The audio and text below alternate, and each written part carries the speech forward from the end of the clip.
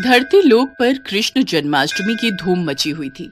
जहाँ देखो वहाँ जगह जगह हर घर हर मंदिर सजा हुआ था।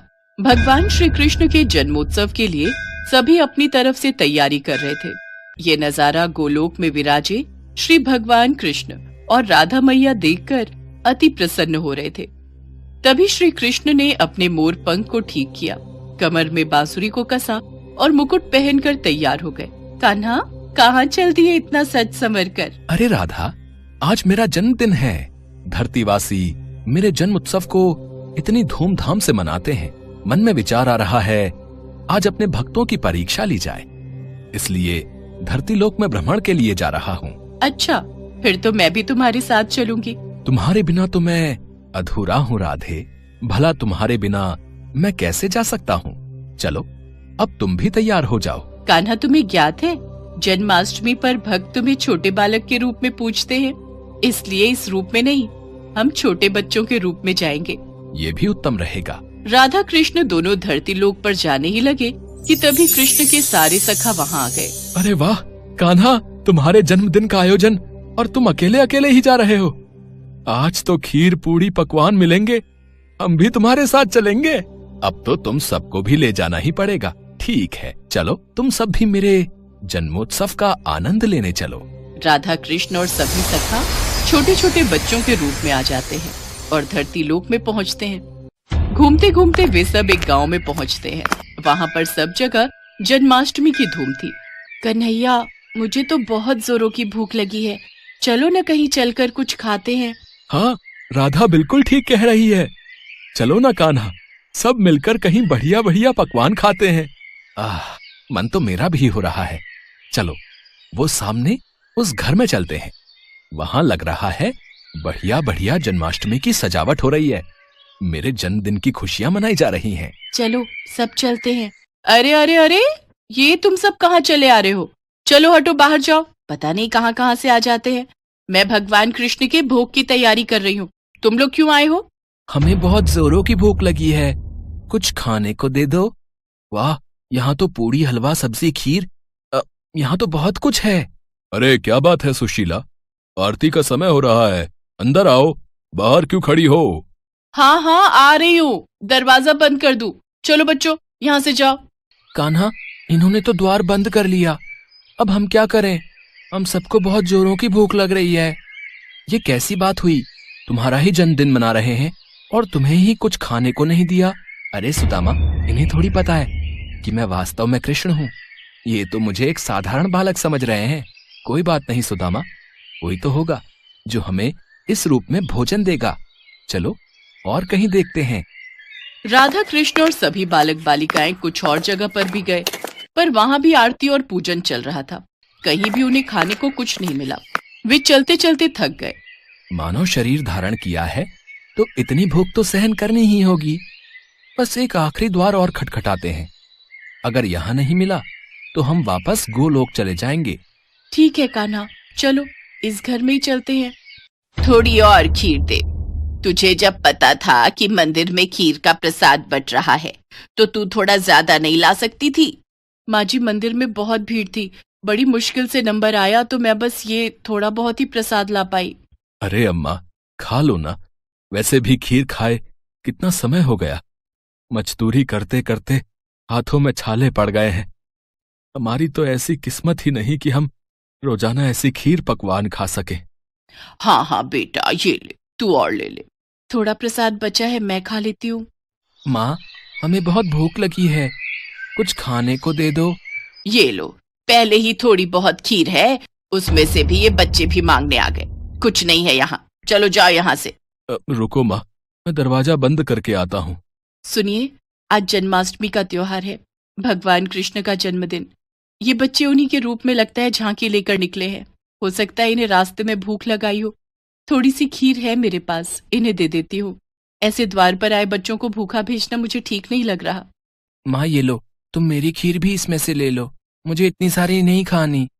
माँ, मेरे में से भी ले लो। अगर तुम अपनी दे दोगी तो तुम क्या खाओगी? राधा, इन बच्चों में अपनी माँ के प्रति कितना प्रेम है, हमें इनके लिए कुछ करना चाहिए। हाँ कान्हा, देखो तो इन्होंने अपनी सारी खीर हमें परोस दी। कैसे पागल हो तुम तीनों। बताओ, अपने हिस्से की खीर इन बच्चों में बांट रहे हो। इतनी मुश्किल से तो ये थोड़ा प्रसाद मिला था। अब तुम दोनों बच्चे कान खोलकर सुन लो, मैं अपनी खीर में से एक भी निवाला नहीं दूंगी। ये लो बच्चों, ज्यादा तो नहीं, थोड़ी थोड़ी खीर है, ये खा लो। बस इतनी सी खीर? इससे तो हमारा चींटी जैसा पेट भी नहीं भरेगा। एक काम करो, थोड़ी और खीर ले आओ। दादी, थोड़ी सी अपने में से दे दो ना। आज वैसे भी भगवान कृष्ण का जन्मदिन है, हमने भी तो नहीं खाई ना, हमने भी इनको दे दी। अब क्या करूं, तुम लोग इतना जोर दे रहे हो तो ये लो, थोड़ी सी मेरे में से भी दे दो। सावित्री, ये ले, थोड़ी मेरे से भी ले ले, फिर बोलेगी मैं अकेले अकेले खा गया।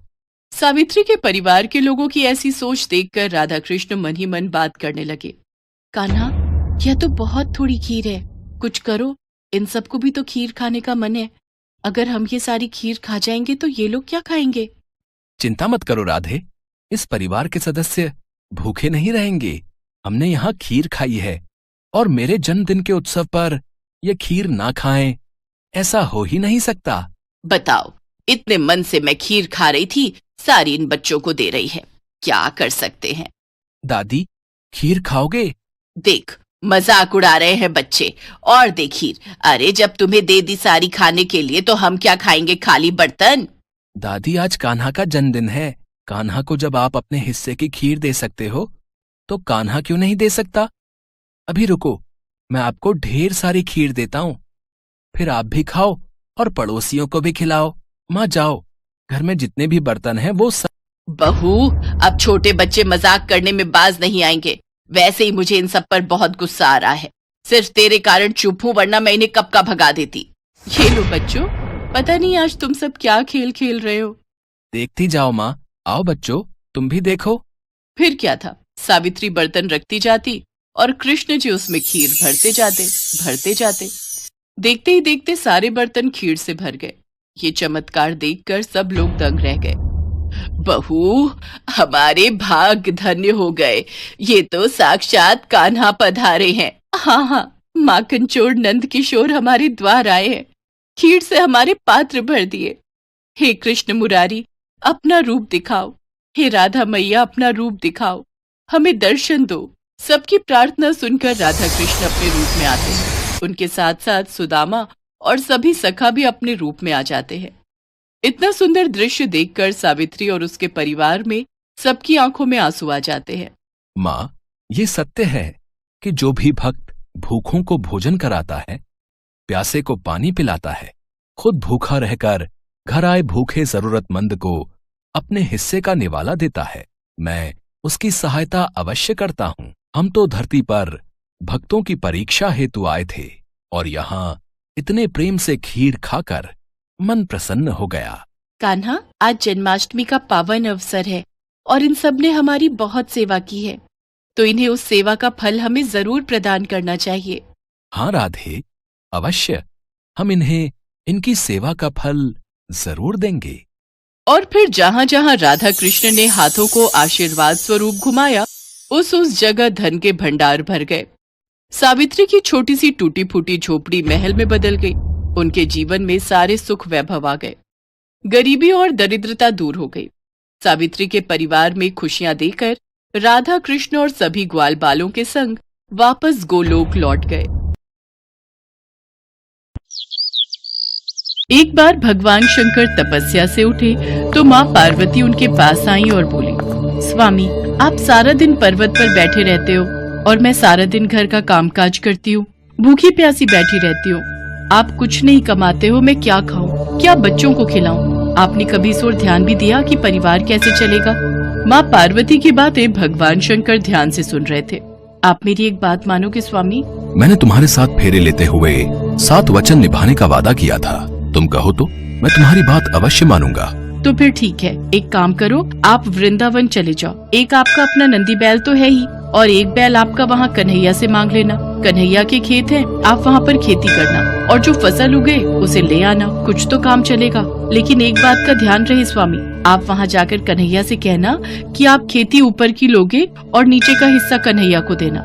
ठीक है देवी पार्वती, मैं अभी नंदी बैल पर बैठकर वृंदावन जाता हूँ। इसके पश्चात भगवान शंकर अपने बैल नंदी पर बैठ गए और कन्हैया जी के पास जाने लगे। रास्ते में नंदी बैल उनसे बोला, प्रभु हम जा तो रहे हैं, लेकिन ये कन्हैया बहुत चालाक है, बहुत तेज है। कोई नहीं, जो होगा सो देखा जाएगा। मैंने पार्वती को वचन दिया है कि अब मैं खेती करके ही लौटूंगा। और फिर इसके पश्चात शंकर जी अपने बैल नंदी के साथ कृष्ण जी के द्वार पहुँचे और अपना शंख बजाने लगे। शंख की आवाज सुनकर कृष्ण जी द्वार खोलते हैं तो उनके सामने भगवान शंकर खड़े थे। कृष्ण जी भगवान शंकर को प्रणाम करते हैं। भोलेनाथ आप आइए, भीतर पधारिए। अचानक कैसे आना हुआ? मुझे संदेशा भेज देते, मैं आपसे मिलने आ जाता। कन्हैया मेरा एक काम है जो केवल तुम ही कर सकते हो। हाँ हाँ बताइए, मैं आपकी किस प्रकार सहायता कर सकता हूँ? मुझे आपके खेतों पर खेती करनी है। एक बैल मेरे पास है और एक बैल आप अपना दे दो और अपने खेत पर मुझे खेती करने के लिए दे दो। क्यों मैया, आपका क्या विचार है? भगवान शंकर हमारे खेतों पर खेती करना चाहते हैं। हाँ तो कोई बात नहीं, अच्छी बात है, हमें भी बनी बनाई फसल मिल जाएगी। पर मेरी एक शर्त है, खेती में आप जो भी मुझे बोने को कहोगे वो मैं बो दूंगा, पर खेती का ऊपरी हिस्सा मैं रखूंगा। तो आप बताओ मैं क्या बो दूं? ठीक है, मुझे मंजूर है। एक काम करो, आप ना आलू बो दो। ठीक है, फिर मैं फसल तैयार होने के बाद ही आपसे मिलूंगा। इसके बाद शंकर जी बैलों को लेकर खेती करने चले गए। उन्होंने खूब मेहनत से खेती की और आलू उगाए। कुछ दिनों में आलू की फसल पककर तैयार हो गई। शर्त के मुताबिक शंकर जी और नंदी ने मिलकर आलू के ऊपर की फसल, आलू के पत्ते काटे और गठरी में भरकर कैलाश ले गए। शंकर जी ने बहुत खुशी से पार्वती मैया को वो गठरी दी। पार्वती मैया ने जब गठरी को खोलकर देखा तो वो हैरान हो गई। उस गठरी में तो पत्ते ही पत्ते थे। प्रभु आप ये क्या उठा लाए हो? खेती कहाँ है जो आपने की थी? पार्वती मैंने तो वैसा ही किया जैसा तुमने मुझसे कहा। मैंने ऊपर की खेती का हिस्सा लिया और कैलाश लौट आया। मुझे कुछ नहीं पता प्रभु, अब मैं इन पत्तों का क्या करूं? ये पत्ते किसी काम के नहीं हैं। अब आप दोबारा जाओ और दोबारा खेती करके लाओ। और हाँ, अब की बार आप नीचे की खेती मांगना। एक बार फिर भगवान शंकर नंदी के साथ वृंदावन जाने लगे। रास्ते में नंदी ने उन्हें फिर समझाया कि कान्हा बहुत चतुर है, तो आप सावधान रहना। शंकर जी ने फिर से वही कहा कि जो होगा देखा जाएगा। कन्हैया मुझे आपके बैल और खेत फिर से चाहिए। मुझे एक बार फिर खेती करनी है, पर इस बार मेरी शर्त ये है कि मैं खेती नीचे की लूंगा, ऊपर की आप रखना। बताओ मैं क्या बो दूं? ठीक है फिर तो आप बाजरा बो दो। कृष्ण जी के कहने पर शंकर जी ने बाजरा बो दिया और खेती की। उसकी अच्छे से रखवाली की और कुछ ही समय में बहुत अच्छी बाजरे की फसल उगाई। शंकर जी बाजरे के नीचे की डंडियां तोड़कर कैलाश ले गए और ऊपर का बाजरा सारा कृष्ण जी और यशोदा मैया घर ले गए। कैलाश पहुंचकर जब शंकर जी ने माता पार्वती को बाजरे के नीचे की डंडियों से भरी गठरी दिखाई तो वो फिर से क्रोधित हो गई। अरे आप ये क्या ले आए? ये तो घास फूस है, इनका मैं क्या करूंगी? इसमें बाजरे के दाने कहाँ हैं? पार्वती मुझे तो तुमने कहा कि मैं नीचे की खेती ले आऊं, इसलिए ऊपर की खेती मैंने कन्हैया को दे दी। मुझे कुछ नहीं पता, मैं क्या बनाऊं और क्या खिलाऊं। आप एक बार फिर से जाओ और इस बार कन्हैया से कहना कि ऊपर और नीचे दोनों की खेती आप ही रखोगे। ठीक है पार्वती, जैसा तुम कहो, मैं फिर से जाता हूँ। चलो नंदी। शंकर जी कन्हैया के द्वार पर पहुँचे और उनसे फिर से खेती करने के लिए कहा। कन्हैया इस बार ऊपर और नीचे दोनों की खेती मैं ही लूंगा। बताओ मुझे क्या बोना है? ठीक है, इसमें मुझे कोई आपत्ति नहीं है। आप इस बार मक्का बोलो। इस बार आप ऊपर और नीचे की खेती ले लेना और जो बचेगा वो मैं रख लूंगा। शंकर जी फिर से खेती करने लगे। कुछ ही समय में मक्का की बहुत अच्छी फसल उगाई। कृष्ण जी यशोदा मैया के साथ मिलकर बीच का हिस्सा यानी कि मक्का तोड़कर घर ले गए और ऊपर और नीचे की फसल भगवान शंकर कैलाश पर्वत पर ले आए। इस बार नंदी और भगवान शंकर बहुत खुश थे कि ऊपर और नीचे की दोनों खेती देखकर माता पार्वती बहुत खुश होंगी। पर जैसे ही उन्होंने माँ पार्वती को खेती की गठरी पकड़ाई, जिसे देखकर माँ पार्वती अपना सिर पकड़कर बैठ गई। अरे ऊपर और नीचे की फसल तो ले आए, पर इसमें भुट्टा कहाँ है?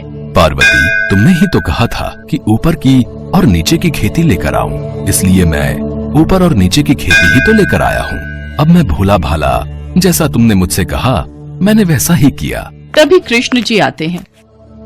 माँ पार्वती भोलेनाथ बिल्कुल उचित कह रहे हैं। भोलेनाथ को तभी तो भक्त भोले बाबा कहते हैं। भोलेनाथ तो भाव के भूखे हैं, प्रेम से जो भी इनको कुछ भी अर्पित करता है वे ग्रहण कर लेते हैं।